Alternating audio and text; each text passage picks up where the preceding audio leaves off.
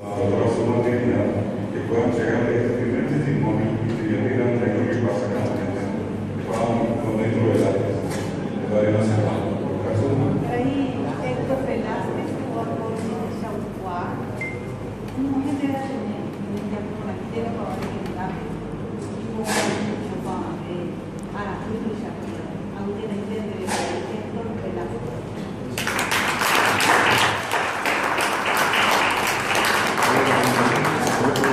pues a la también mando a la mía de la profesora de cultura regional de Seguir.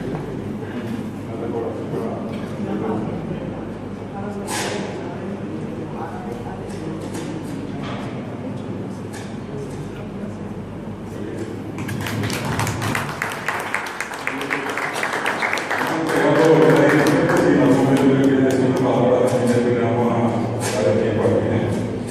vamos a pedirle ahora en este caso a don Vicente Pérez, que habría quedado un secretario general,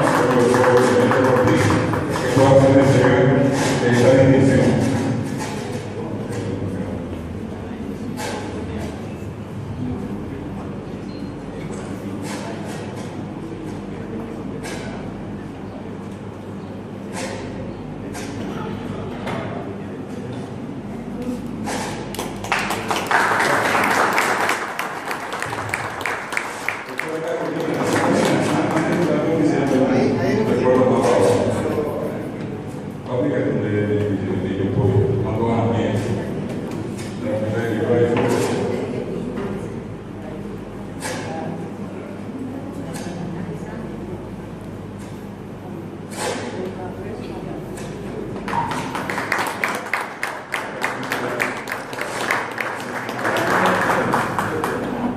Vamos a llamar seguidamente a nuestro querido amigo Ricardo Mancero, si puede pasar.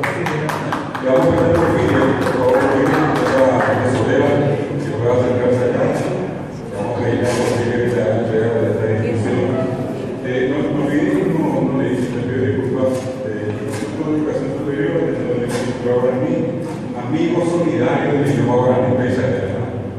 Máxima distinción otorgada por el Ateneo. Diploma de honor de Chacoá, aplicado por Marcelo Martínez, por su valioso y condicional apoyo a la promoción y difusión de la lengua y cultura guaraní. Por el Picasso Guaraní Guille, a la escuela de Pape, vamos a parecer en la Guille y Coelho.